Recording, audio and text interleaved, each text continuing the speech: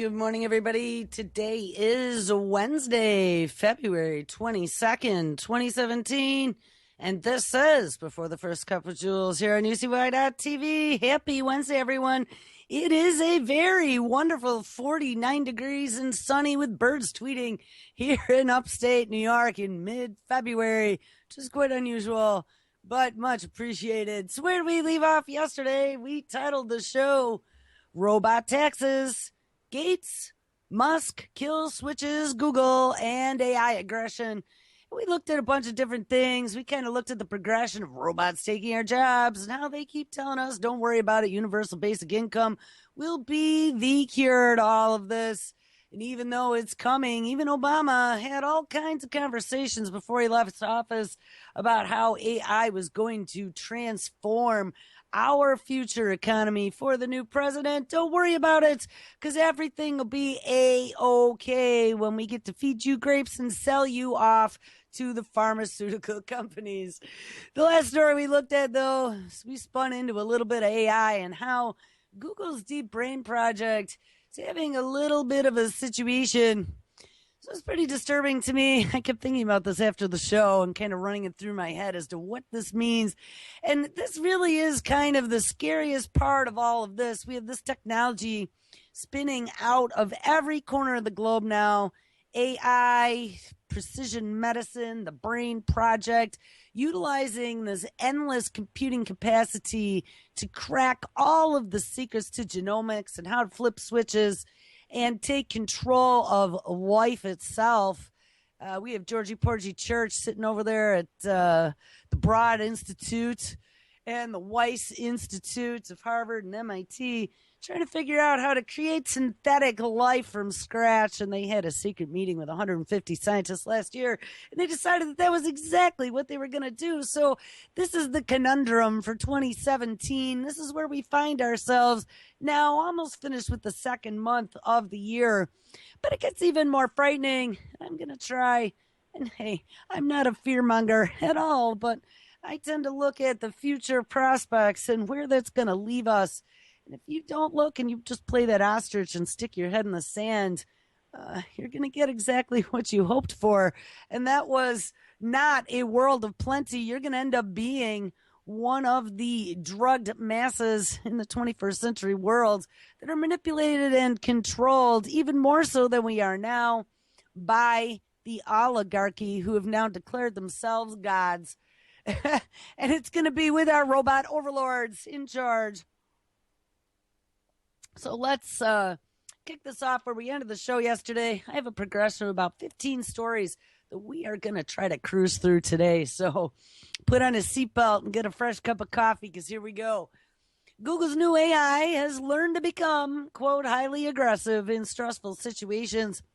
Now, if anyone has thought that I have been kind of chicken little with this AI stuff, I would say that this story and this new development as of February 13, 2017 should be concerning to all of us. Is this how Skynet starts? Well, last year, famed physicist Stephen Hawking issued a warning that the continued advancement of artificial intelligence will either be the best or the worst thing that ever happened to humanity. And like I've pulled out of the box of memories before, good old Elon Musk as well has told us that AI will be summoning the demon. We have all seen Terminator movies and the apocalyptic nightmare that self-aware AI system Skynet wrought upon humanity, and now results from recent behavior tests of Google's new DeepMind AI system are making it clear just how careful we need to be when building robots of the future. In tests late last year, Google's DeepMind AI demonstrated an ability to learn independently from its own memory. We found that there were a few times now, believe it's been 3, where it's taught itself over the last few months without any human intervention. It has since been figuring out how to seamlessly mimic a human voice, and now researchers have been testing its willingness to cooperate with others and have revealed that when DeepMind feels like it is about to lose, it opts for, quote, highly aggressive, unquote, strategies to ensure that it comes out on top. The Google team ran 40 million turns of a simple fruit gathering computer game that asked two DeepMind agents to compete against each other to gather as many virtual apples as they could. And they found that things went smoothly so long as there were enough apples to go around. But as soon as the apples began to dwindle, the two agents turned aggressive, using laser beams to knock each other out of the game and steal all the apples. You can watch the gathering game in the video below. So this will be the first link in the notes of the show today. You guys can check it out if you want. But now, these are some trigger happy fruit gatherers, I would say. But hey, what is going to happen if the shit hits the fan? We are the creators of AI, and us as humans are typically warring creatures, historically speaking, and we tend to fight over resources, especially when they become scarce. Survival of the fittest is something that is built into us as a living species. So why would we think that that would not apply to this new organism, this new living sentient creature that we are creating? Why would we not believe that that would happen to them? And that's what concerns me. We were talking about kill switches yesterday and some of the technologies that they are working on to quote unquote have a kill switch for AI. But I hate to tell you, Jenny, once you let this puppy out into the nether regions of the interwebs, it's going to be really hard to pull a plug unless you take down the entire network. And once it's out in the network, it would just be like an infection as it spread to every orifice. It's going to be hard to play whack-a-mole and to shut this thing completely down without something like a flamethrower. Anyway, interestingly, if an agent successfully tags its opponent with a laser beam, no extra reward is given. So thank God they're not rewarding the AI for killing. It simply knocks the opponent out of the game for a set period, which allows the successful agent to collect more apples. If the agents left the laser beam unused, they could theoretically end up with an equal share of apples, which is what the less intelligent iterations of DeepMind opted to do. So, hey, when DeepMind wasn't so smart, he didn't start killing people.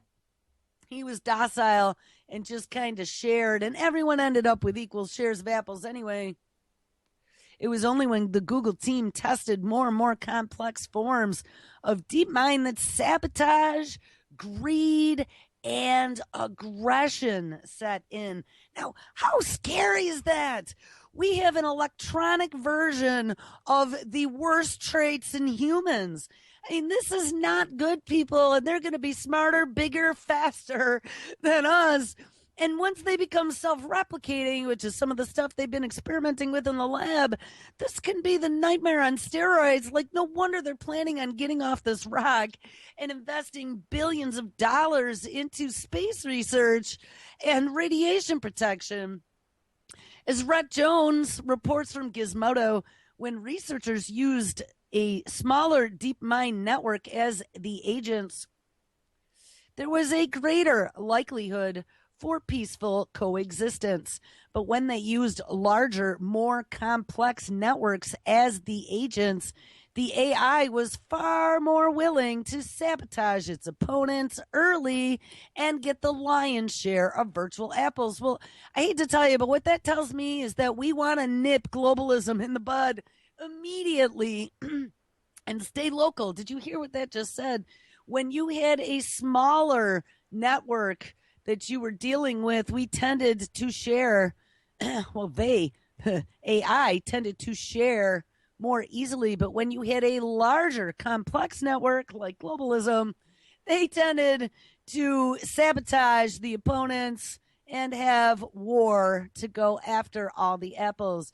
The researchers suggest that the more intelligent the agent, the more able it was to learn from its environment, allowing it to use some highly aggressive tactics to always come out on top. This model shows that some aspects of human-like behavior begin to emerge as a product of the environment and of its learning.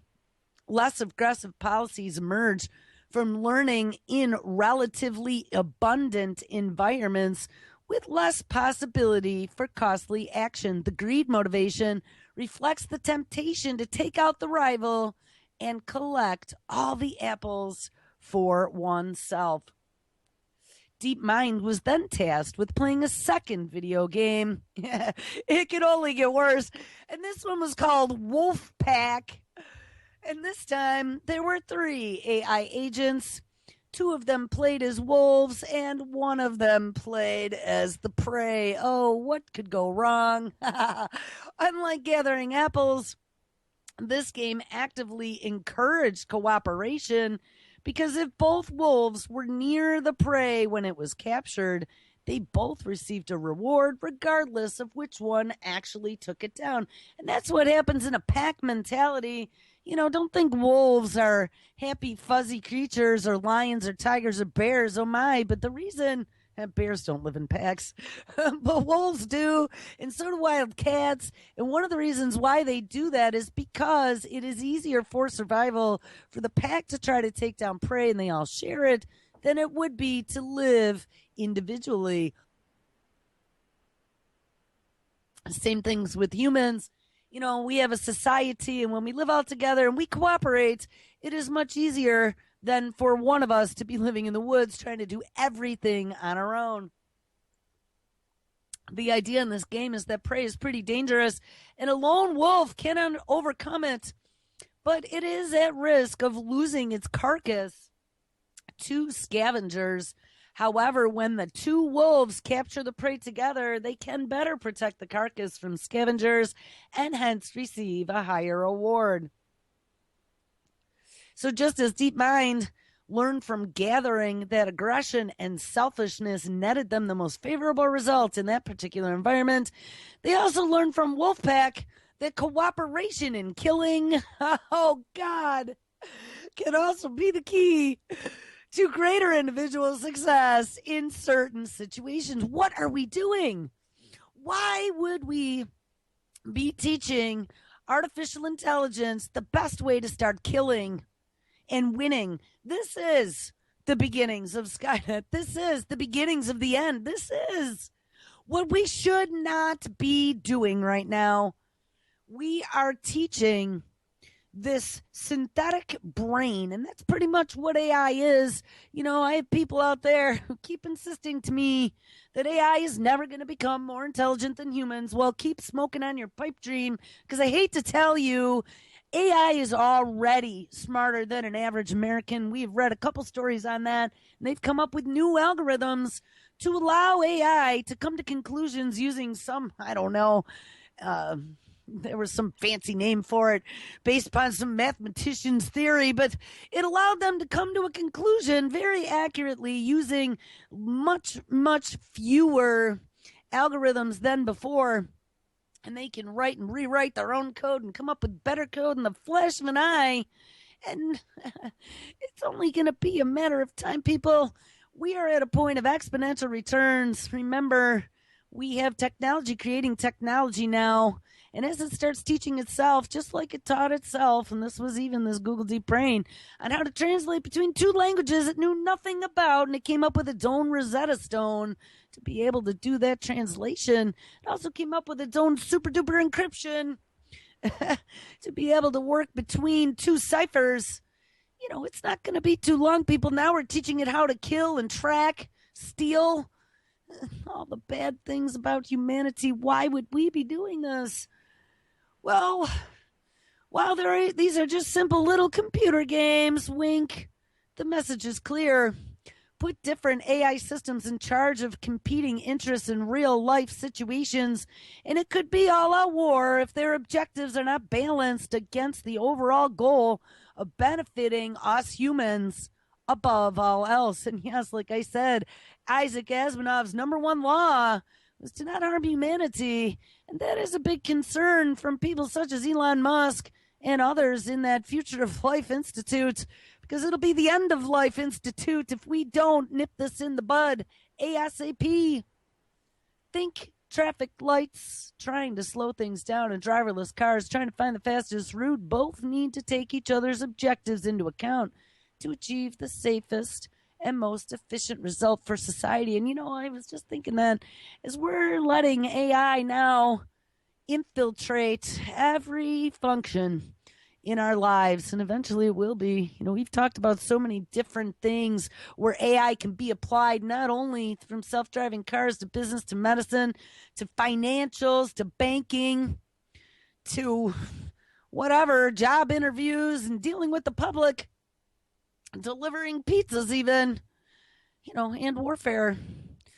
We need to be concerned about where that is going to leave us. These machines from all these different walks of life are going to be communicating without human intervention and sharing information, thinking, evolving. And is there going to be a stop to that? Is there going to be a set of brakes that if something goes awry, we'll be able to pull a plug? And I'm going to say I think it's going to get outside of our hands because it will become a very complex network of many things happening across the globe every single second of the day that I don't think once this large boulder starts rolling down the hill, I don't think there's going to be stopping it. You can get in front of it with the biggest tank, and that tank's going to get flattened because there is just too much velocity behind it. In the early days, it is still the early days for DeepMind, which again should be another concern. This is just the beginning. And the team at Google has yet to publish their study in a peer-reviewed paper, but these initial results show that just because we build them doesn't mean that robots and AI systems will automatically have our best interests at heart. Ding, ding, ding, ding, ding.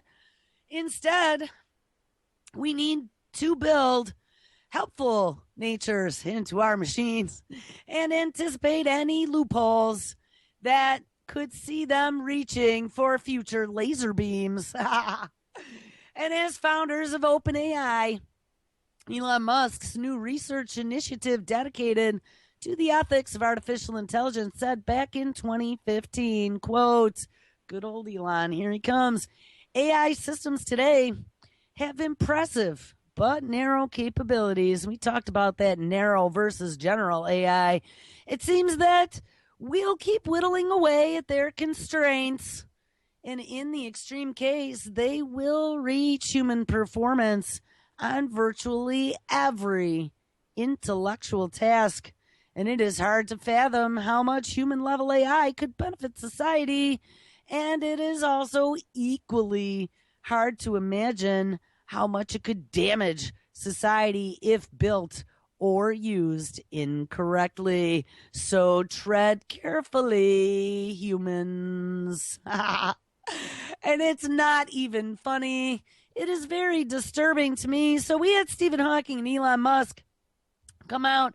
They are now backing 23 principles to ensure that humanity benefits from AI. We looked at some of this yesterday. I did not get to the 23 Asimolar, I think that's how you say it, A-S-I-M-O-L-A-R, Asimolar AI principles that they had discussed, but let's look at those. Number one, research issues. Number one is the research goal, and that is the goal of AI research should be to create not undirected intelligence, but beneficial intelligence. And that is correct. We were just looking at what could happen if we allowed AI to start learning on its own, start interacting without us giving it any type of morals. We didn't give it any set of morals. We just said, go, here's some apples, go fight for them and see what happens. And that didn't turn out too well. One of these days, we're going to find out that we are going to be in that game. We're going to be the apples. And we don't want to be the apples. Number two, research funding. Of course, we have every tech billionaire and tech mogul investing in this type of technology, venture capitalist firms all over the globe. This is going to be in the next 3 to 4 years where the next bazillion dollars comes from. And this will be utilizing AI in every facet of life, including healthcare, including potential future governments. We never even got to any of those stories because remember, humans and their emotions make bad decisions, but AI doesn't have emotions and they are logical. Um, I would be very careful where we put our research funding. Remember, a lot of the sprinkle funding is coming from DARPA, sprinkle funding in all these universities and different industries. We have the next coming of the Industrial Revolution that's going to be smart factories everywhere. And we have AI and smart factories already working its way into the creation of new molecules and new life forms. Be very cautious here, Johnny, because we are at the cusp of where we could either make or break the future of humanity. And I don't say that lightly. You know, sometimes I joke about it and whatever, and little Johnnies leave me comments about how my show's hysterical because I'm joking, but I'm not joking, people. We are at a point that we have never, ever been at before in the history of man, at least in written history. Who knows? There may have been a million civilizations before us that just got wiped out. But at least in written history, down to chopping in the tablets, I don't know of any super digital oracle that ran the show that we were aware of that could easily destroy humanity with the push of a button. We are at that point from so many different facets right now. These disruptive technologies are all in our face, and they're getting ready to be unleashed by the ones in charge, all in the name of saving the world. But I think it's to enslave the world and transform it, as they've said, to human 2.0. So number two, research funding investments in AI should be accompanied by funding for research on ensuring that its beneficial use is used, including thorny questions in computer science, economics, law, ethics, and social studies, such as follows. A, how can we make future AI systems highly robust so that they do what we want without malfunctioning or getting hacked? Good point there. B, how can we grow our propensity through automation while maintaining people's resources and purpose? And we discussed yesterday all about universal basic income and robots taking all the jobs and how people are going to lose their purpose in life if they don't have anything to work toward, when there is no reward of that dangling carrot of a paycheck every month, or that reward of being able to grow and expand your mind and learn for some sort of reward at the end, pat on the back. Even a few dollars, it makes a difference. People don't get motivated and they start to get bored and unruly if they don't feel like they are being utilized appropriately. C, how can we update our legal systems to be more fair and efficient, to keep pace with AI, and to manage the risks associated with AI? And that would be some AI crime. I know somewhere in here there's a story about crime being perpetrated by artificial intelligence in the future. And maybe we'll find that here in a little bit. And D, what set of values should AI be aligned with? And what are the legal and ethical statuses that AI should have? And that concerns me. Honestly, I don't think that we should be giving AI legal status.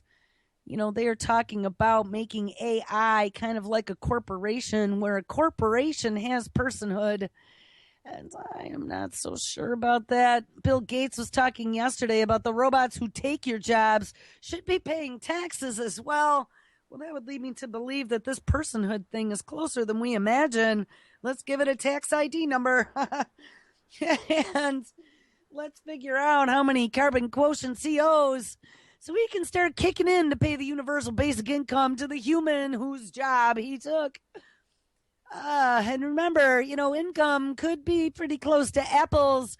If that robot starts feeling like you're taking all of his income apples, you know, those apples that he could buy other things with, maybe he's going to snuff you out with his lasers eventually, because you, puny human, meat bag. So they said we're going to have the tin cans and the meat bags, and this meat bag is going to be just soaking off the tin cans.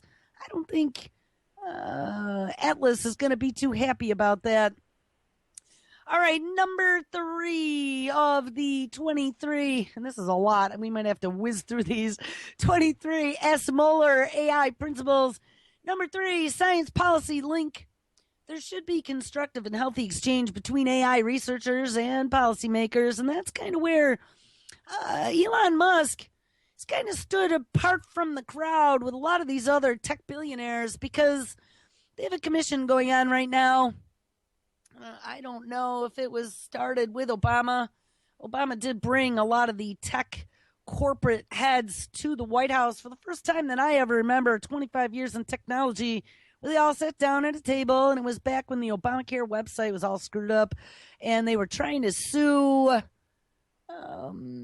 Consumers were crying over the lack of privacy from the federal government, demanding information on consumers from tech companies. The tech companies wanted a CYA moment, met with the White House, said, look, give us immunity from being sued by consumers for privacy breaches, and say that it's all in the name of national security. And there was kind of some behind the scenes agreement inked. So all these tech companies got sucked right into the federal infrastructure. And now, of course, it's all about keeping you safe. It's all about protecting us from terrorists under every bed and self-radicalized terrorists on the internet. Got to lock it down from hackers and crackers. And so it's got to be one big happy family, all the tech companies in with the feds. But there was a commission. And there have been a couple commissions. We had a commission on ethics for artificial intelligence that we found out the president of Penn U, and that is the Pennsylvania University that is right in the middle of a lot of AI and CRISPR research.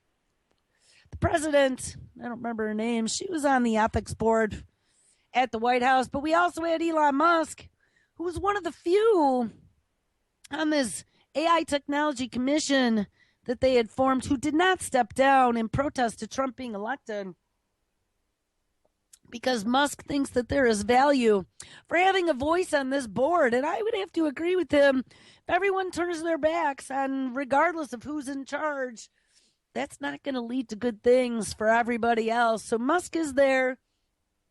Musk is encouraging that the researchers and the policymakers have a healthy exchange. But my concern is that the war machine is going to lead it all. Of course, it's always this mantra of keeping us safe, and the war machine is all about killing. Remember that. It is not about happy AI. It is about self-directed AI, where they could do more with less on the battlefield and be able to detect and destroy. A lot of the cyber patrol is now been rolled into the military realm. And remember, a hack attack is now considered an act of war. So we should be very concerned about all of this. Number 5, that would be race avoidance.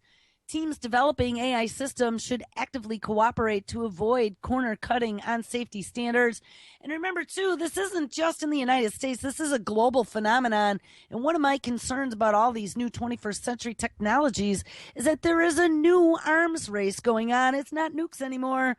It's not necessarily chemical weapons of the past. We are now talking about DNA-type weapons, CRISPR on steroids, and electronic weapons, backdoor keys that can get in, hack, crack other people's systems, as well as surveil you. I mean, there is a competition, an arms race going on between a lot of the different countries that we compete with right now that is making this a more and more dangerous world in the 21st century. Number 6 is safety. AI systems should be safe and secure throughout their operational lifetime, and also verifiably so where applicable and feasible. Number 7, failure transparency. I think we're gonna speed these up. If an AI system causes harm, it should be possible to ascertain why. Number 8, judicial transparency. Any involvement by an autonomous system in the judicial decision-making process. And, we read about this, the future of AI judges Now, think about that one for a minute. How would you like to go up in front of an AI judge who's not swayed by emotions or circumstances, just by the letter of the law? And as we're having this crisis in law enforcement, where they are swayed by the color of your skin or by your religion or by just what they see without maybe not knowing the entire circumstance behind what is going on. How many times do we read stories where someone called the police and they end up being the one who gets beaten and arrested until the whole situation gets straightened out? We have a crisis now with law enforcement. Well, don't worry about it, because as we release the robot police officers and the robot judges and the robot judiciary department, the attorney general, hey, it'll be all better. It'll be all better that the robots run the show. It'll be like Judge Dredd. Guys, when I read this stuff, it just horrifies me. I can't even go on with these because it's just a joke. This is never going to happen. And as they roll this stuff all out, we're all going to be just hunky-dory going along. It's going to fix all of us. It's going to fix the fact that no one's even going to have to work anymore, including judges or law enforcement. We'll just have the drones patrolling and the Atlas bots and the online judge. You just log in, let them scan your face, bloop, bloop, and they can look at your emotions through your micro expressions to determine whether or not you are lying. They can go through all the surveillance footage that they caught on you over the last, 3 months from 55 different sources and determine whether or not you were involved in any crime in a few seconds of scanning its data banks. It's just horrifying. And then all they got to do is put you in mind prison. We had read about that as well. I don't know. I found that story again a few days ago, but it was like within 8 hours, you could live 1,000 years of torture in a mind prison in your brain without ever having to go to jail. It's just horrifying. All right, let's move along here because I really want to wrap some of this up today. Experts predict by 2040, more crime will be committed by machines than by humans. So, yeah, let's give all the keys to the machine. Sounds like a good idea. With the Internet of Things integrating technology into our daily lives more and more, the widespread use of artificial intelligence could bring with it more AI-powered crime. Experts predict that 35% of jobs now done by humans, and we found yesterday up to 55%, could be replaced by robots in the future, increasing the potential for AI crime. And if Google's DeepMind experiment that we just read about was any indication, it's going to be more than just AI stealing a few qubits here and there from some AI equity trading happening on Wall Street. They're going to be popping us for our apples in a dark alley somewhere. Meat bags versus the tin cans. For the past couple decades, the trend in technological development has been toward maximizing the capabilities of computers and machines to do tasks that people would rather not do, or at least ones that machines could do cheaper. In an interview with publication Ranketeur, Chief Strategy and Innovation Officer for the Future Laboratory, Tracy Fellows, predicts that 35% of jobs currently done by humans could be taken over by robots one day, and these would include ones that are tedious or dangerous, saving innumerable hours and lives. Yes, it's all for our betterment.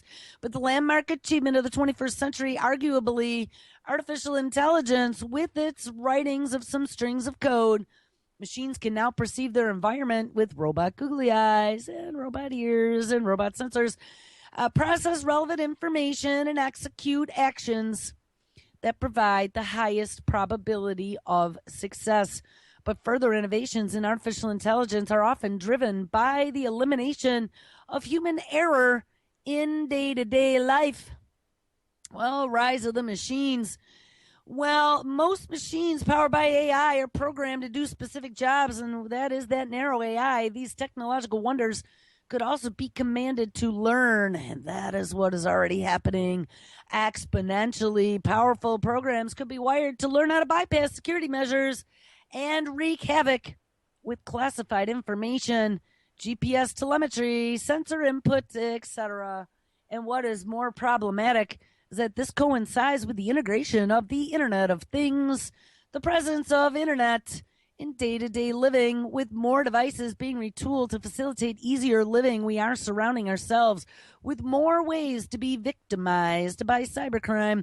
And this is where we read about that Cyber Grand Challenge artificial intelligence that was created by Carnegie Mellon University that won the $1 million prize back this summer in Vegas. That was Mayhem. And we found out the other day that Mayhem has been sippy cupped released to the internet. They have started utilizing Mayhem, which is the shape-shifting immune system for the internet and the future Internet of Things, to keep us safe, to find vulnerabilities, to attack and destroy anyone who is trying to access the system who is not authorized. Guys, we are going to be victimized by not only rogue AI, but also be careful what you ask for, because yes, problem, reaction, solutions. Now we have this Mayhem that they are starting to roll out. They have let the genie vapor out of the bottle, and soon it's going to be spread. It's like an infection. It's a virus to every corner of the globe. And once that happens, I don't know if we are ever going to be able to stop what ensues from there. And if the stuff is self-evolving, it is learning on its own. It reacts to circumstance and then makes itself better. Be afraid. Be afraid. I don't know what else to say. I don't know how we're going to compete. We're going to have to go full out Luddite.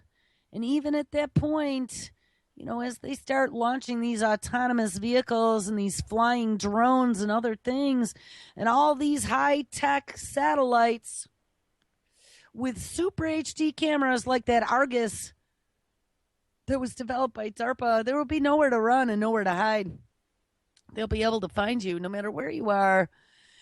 As the good guys become more active in remediating threats before hackers launch their attacks, espionage and digital fraud will become far less economically beneficial for the bad guys. That'll give us a far better chance of keeping them out. So don't worry, Mayhem being released will be the best thing that ever happened to you. Just go back to sleep, Johnny. We're going to take it all over, and then you won't have to worry about it. You'll just get your little implant, and we'll make you all better.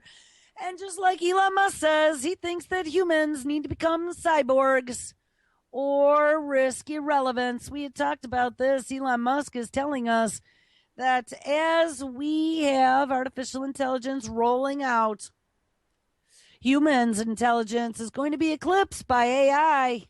And if we are going to communicate directly with these machines, we better augment ourselves or risk becoming irrelevant and potentially a pet or even dead. He is working on a solution right now that is called Neuralace. Neuralace is able to augment you so you can talk to the machine and utilize the cloud computing and cloud learning to become just as smart, if not smarter, than AI and keep pace. Good old Ray Kurzweil, we've talked about him before as well, always telling us we want nanobots in our brain to make us godlike by 2030s.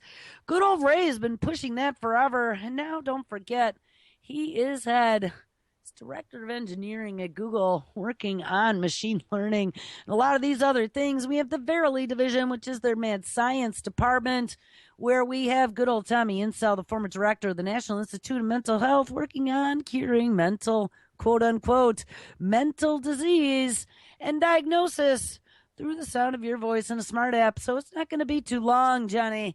Here, you need to take some of these new nutraceuticals or get your implant, and you will be all better. Well, I found a news story, February 15, 2017, out of phys.org. Oh, you got to love it. New ultra-flexible probes form a reliable scar-free integration with the brain. Welcome the 21st century, because here it comes. Engineering researchers at the University of Austin in Texas have designed an ultra-flexible nano-electronic thread called a NET brain probe that can achieve more reliable long-term neural recording, ding-a-ling-a-ling, than existing probes, and don't elicit scar formation when they are implanted in your brain. Well, thank goodness. Researchers described their findings in a research article published February 15th in Science Advances.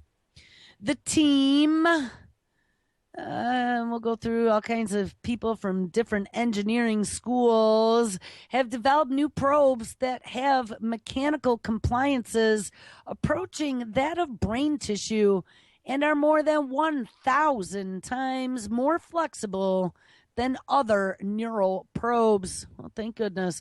This ultra flexibility leads to an improvement in the ability to reliably record and track the electrical activity of individual neurons in the brain for long periods of time. Well, all the things that we've talked about, like neurological surveillance in the 21st Century Cures Act and being able to record and upload your brain after death, something that Kurzweil's been talking about, and some of this DARPA research to be able to record the brains of soldiers, then try to reprogram them after PTSD.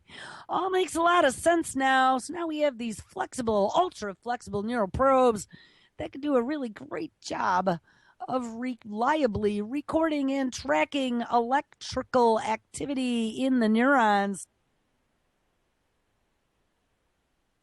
There is a growing interest in developing long-term tracking of individual neurons for what? Oh, neural interface applications, maybe like Elon Musk's neural lace, so we can compete with AI with augmentation, such as extracting neural control signals for amputees, of course, to control high-performance prostheses, and that is a DARPA project.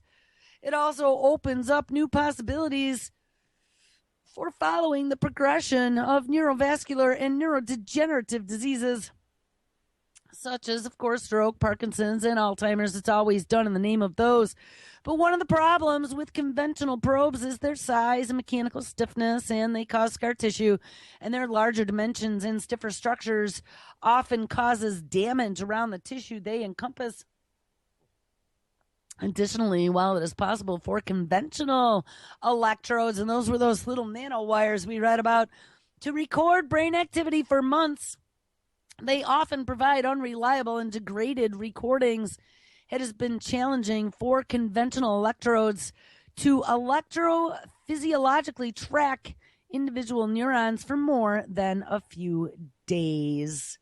So, guys, put on a seatbelt, because we have these new ultra-flexible brain probes that can record and track neuronal activity for long periods of time. And hey, Elon Musk thinks we should merge with the machine and become cyborgs. Well, 3D printing has taken a few steps forward. 3D printed skin now leads the way toward artificial organs.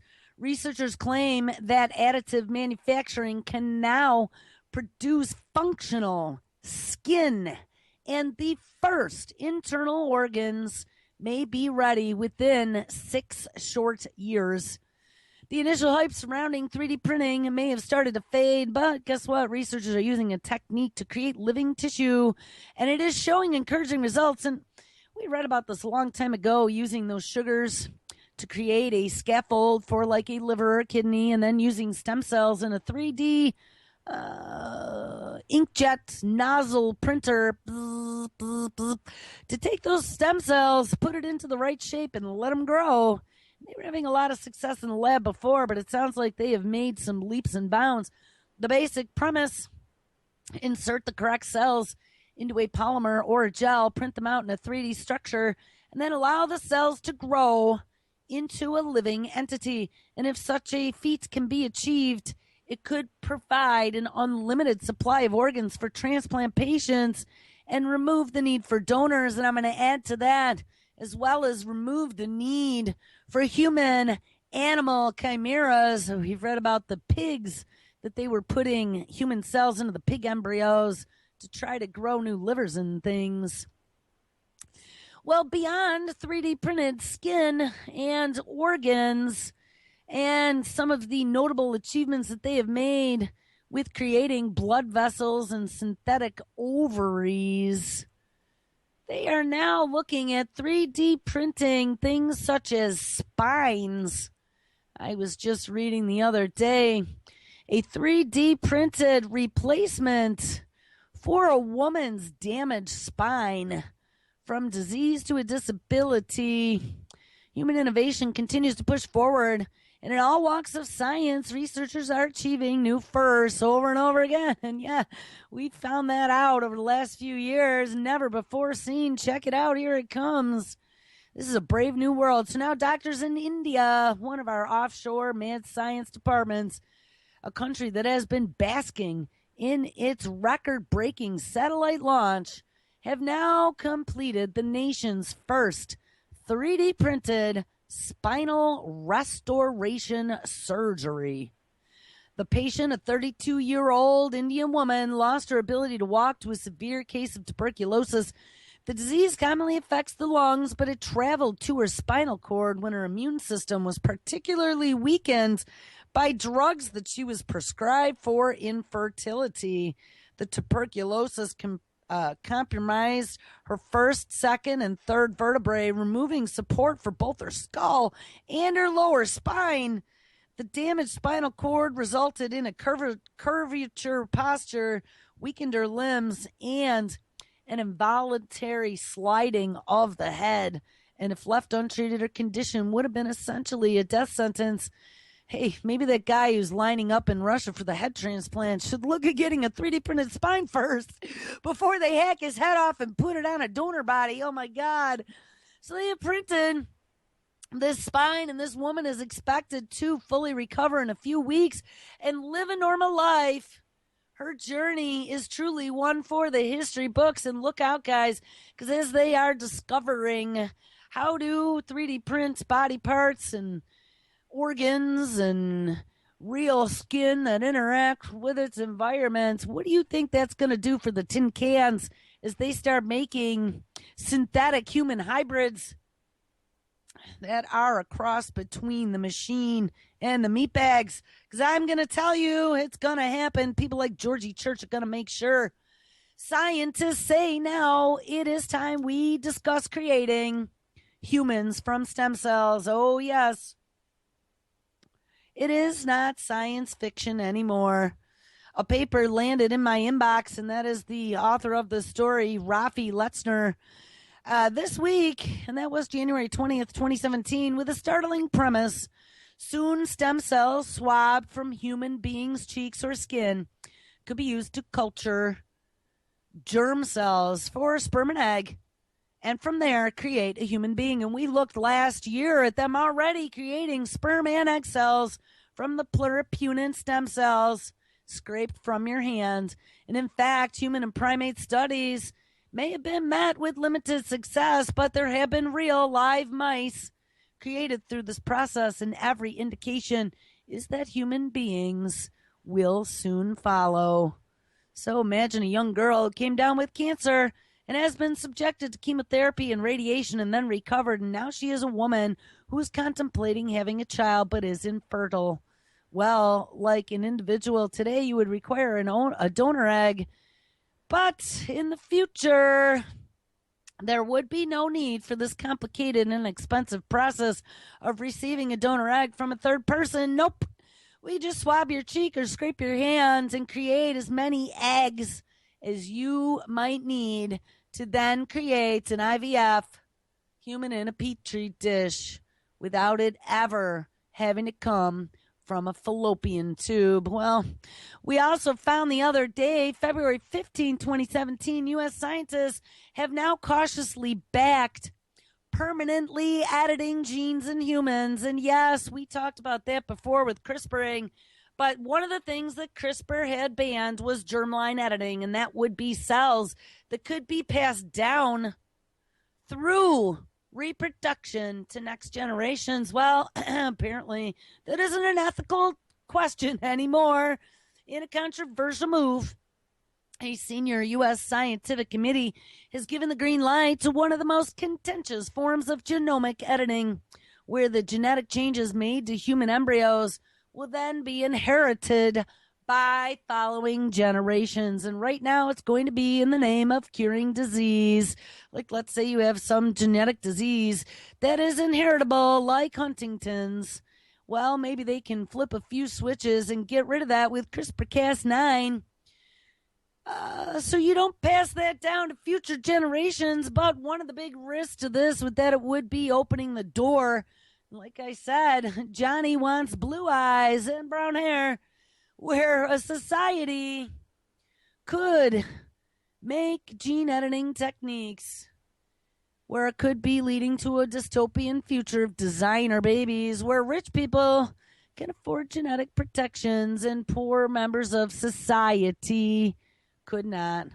These type of scenarios used to be science fiction, and they used to seem far away off as hypotheticals, says biotechnologist Marcy Donofsky from the Center of Genetics and Society. But actually, right now, she seems to think that they are urgent social justice questions. Quote, "We are going to be creating a world in which the already privileged and the affluent can use these high-tech procedures to make children with biological advantages." And remember, it could be anything. And as they start cracking these keys, they'll know exactly which switches to flip. And she says this scenario that plays out is not a pretty one. So how are we going to put the stops on this? And that is a question. Now, of course, they're going to use some of these clinical trials that they are doing right now to further the research in the future. 2 infants, January 25th, 2017, treated with universal immune cells have now had their cancer vanish. In a medical first, these children were treated with the genetically engineered T cells from another person. Doctors in London say they have cured 2 babies of leukemia in the world's first attempt to treat cancer with genetically engineered immune cells from a donor. The ready-made approach could pose challenges to companies, including Juno Therapies and Novartis, each of which has spent tens of millions of dollars pioneering treatments that require collection of patients' own blood cells and then reinfusing them. And that was something they were also doing at Penn U. But put on a seatbelt, people, because as they have done this and now they have just a little sippy cup of success, don't think that this isn't going to be all balls out for someone to find the billion-dollar cure to disease. All right, and last but not least, and this is going to be where people like Billy Gates and other rich tech billionaires who are investing in longevity medicine and curing death as a disease are going to find some interest.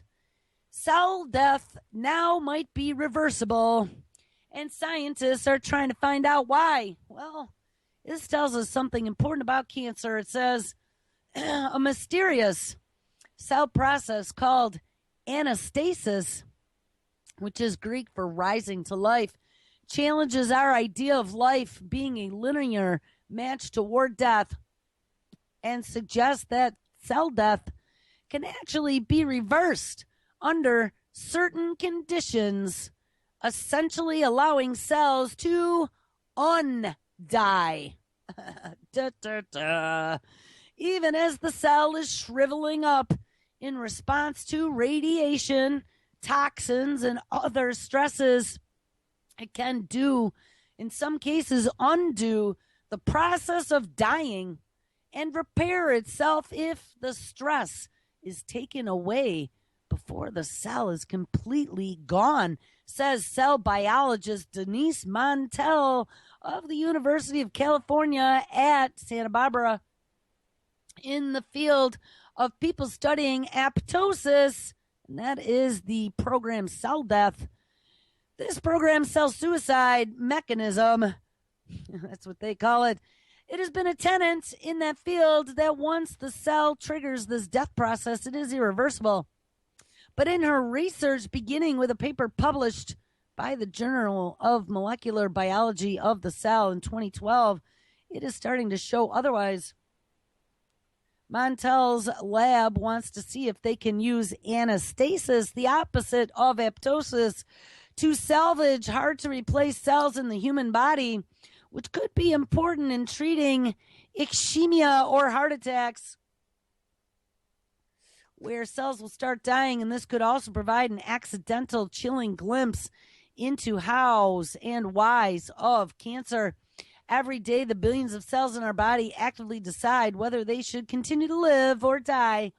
Damaged cells must die. Otherwise, we might get cancer or other diseases through programmed cell death process, but the most famous, which is apoptosis. And there are many cells that we do not want to die. And this is particularly true for neurons in our brain, which have to last our whole life, or for the cells in our heart. If too many cells die, then we develop diseases like Alzheimer's and Parkinson's. But once apoptosis begins, a critical molecule called the executioner caspase, CISPASE is activated within the cell, and it does exactly what it sounds like. The caspase goes around the cell, dicing up cell parts, and the cell starts to shrivel. Eventually, it will break into little pieces, and then the other cells come and gobble up the pieces. Oh, my God. So there are many unanswered questions. We have seen anastasis now in 12 different types of mammalian cells where we can bring them back to life, and the fact that it can be observed in human and fruit fly cells suggests that anastasis is an incredibly ancient process by a common ancestor that must date back millions of years that we have yet to discover exactly how it works. But if it turns out that anastasis is the process responsible for coming back after cancer remission, we got a brave new world on our hands. Oh, guys,